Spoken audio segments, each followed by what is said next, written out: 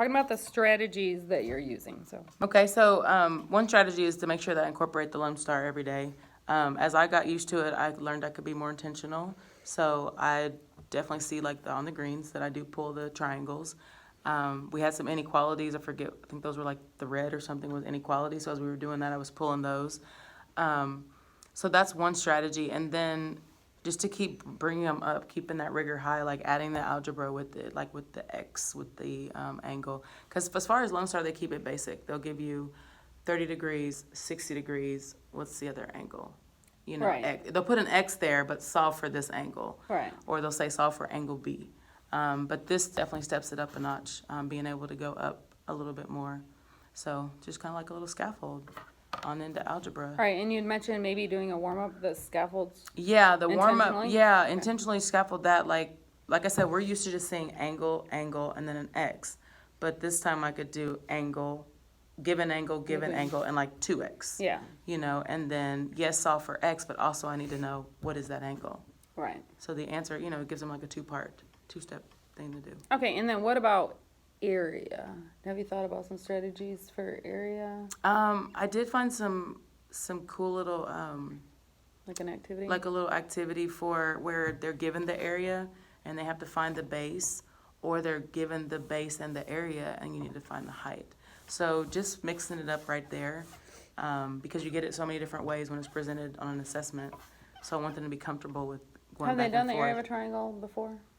You said they did I area think we've of- done only rectangular prisms and rectangle and volume, like of rectangles. I don't think we've done. Have you thought about how to make that connection between the rectangle, what they already know, and then into the triangle? Because I think I can split. Actually, I think we have split one on Lone Star. Now that I think about it, they've had us decompose. where you cut it in half. Yes, Yes. we have done it that way, but never just separate. So maybe that I That's can a good- remind them of that. That's a good scaffold Yeah, too. because they have done that. They'll give them a rectangle and say decompose the triangles. So that might be a good intro Mhm. problem, even though you'd be like doing a warm up, Yeah, a lesson, and then but a they warm could up, do a that lesson, while I'm yeah. collecting homework. They could do. I could pull this up because they know how to decompose this triangle. They know how to, or the rectangle, like put it into the triangle. So I Yeah, could so pull that Lone Star up Yeah, that would be a good. while I'm scaffold picking up to homework. do. Okay. Yep. And then what is the most important thing to pay attention in yourself?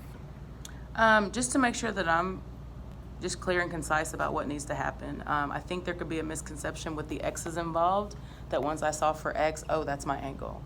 But no, you've got to know to take it a step further and keep going and realize that if you added all three of those X's, they're not going to be 180. You're going to have to multiply it by them, by whatever coefficient you're given.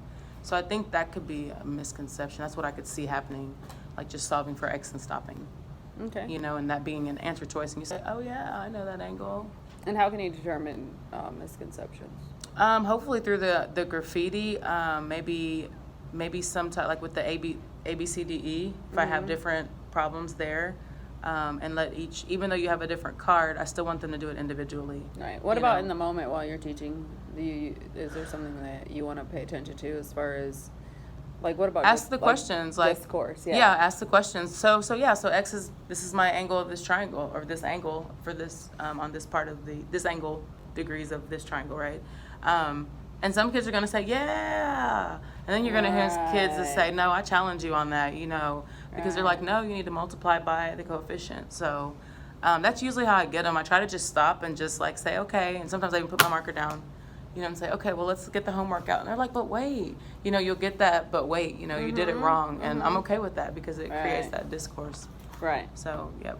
And like using good questioning. Mm-hmm. Maybe. Yeah, Okay. definitely good questioning.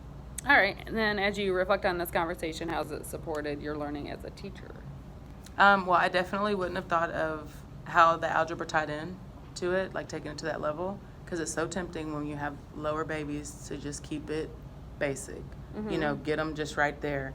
But we're so far into the year, they need to be up here now. So Right. it's time to like keep pushing them that way. So I wouldn't have thought of that. And that was one of the things I talked to Miss Meadows about too, like keeping my rigor high, just keeping it up because it's so tempting.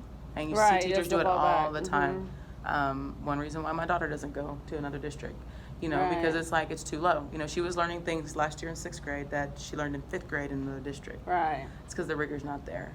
And Right. it makes you want to because you want your kids to be successful, but it's like No, because that's not helping them. So when I collect, like, I could collect some evidence, like maybe I could just keep track of when the kids try to suck you back down to their level, you keep it up here. Oh, I have to. At the algebra level. I have 'Cause to. It'd be Even when we easier- say, oh, you put that on the bottom. I'm sorry, that's the denominator. It's not the bottom. Right. You know, maybe the bottom of your shoe. Vocabulary, But yeah, right. vocabulary, keeping that. And I'm going to make these. My little Right, group sentence. yeah, I love my math yes, dictionaries. for Yes, Star Review, I want to we'll make talk that. about it, And yeah. like Yeah. what she had us right. The limits of my language are the limits of my world. Right. And that's true.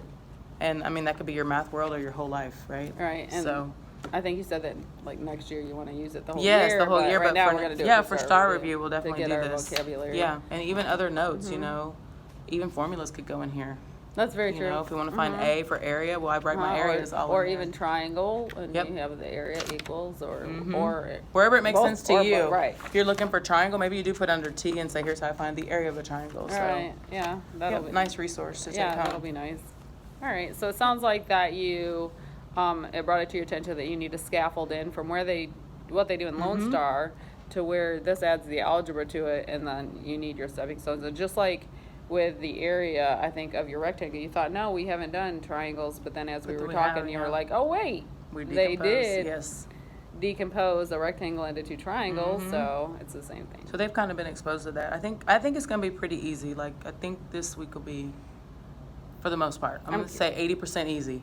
I think that it will because they've done well at area of a rectangle, and if you introduce it as just two triangles make up a rectangle, I think, yeah, Yep. that we're not worrying so much about the formula. You want to point out the formula on the chart, and how does that connect to this, and make that connection for them, but they really struggle with formulas. Yeah, and they need to know So- why is it 1/2. Well, this Yeah. tells you why it's 1/2. Exactly, making the connections for them. Sometimes we just throw formulas in front of them. Yeah. All right. Floors me that they don't know formulas. That was my favorite when I was in school. Like, you give me a formula? I I'm like, know. plug, chug, I'm chug, like, chug. when they gave the formula and the problem, you're like, well, yay, this is easy. They gave me the formula. Right, but some of them, and with the volume, today we did volume of a prism, rectangular prism, and that big B still floors them because they want to say base times height. I do think that. And I tell them do that think if I said, well, that what is- else do you know about volume? And they'll say length times width times height. I said, I tell them there's nothing wrong with knowing that. Right. But look at the How L does and the that tie, W, right? how it ties into the B.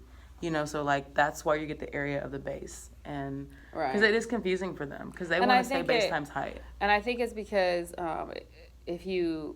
I think when we did it, it was length times width times height. Mm-hmm. But then if it's a cylinder, now it's pi r squared times height. Mm-hmm. And then if it's a triangle, it's 1/2 Or third. the Is it base. third?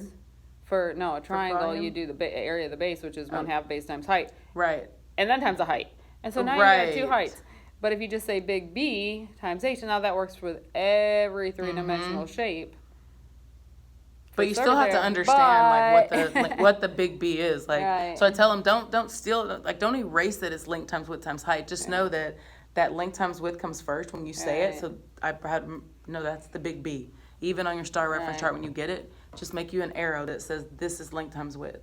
You know, I don't Right. think there's anything wrong with that. Just having No. that in your mind, but No. just know when you see big B, don't just take that base times the height. Alright. Because I said they will put an answer choice for you that takes base Yes, times height. Exactly. And I was like, I tell them, watch what they're, is it cubed? Is it squared? You need to make sure if you multiply 3 things, it's cubed. 2 things, it's squared. Right. So, But it Yeah. comes down to like what you said, if they understand where the formula came from, then. yep, then they should be fine. All right, that's the end. Cool. Yay.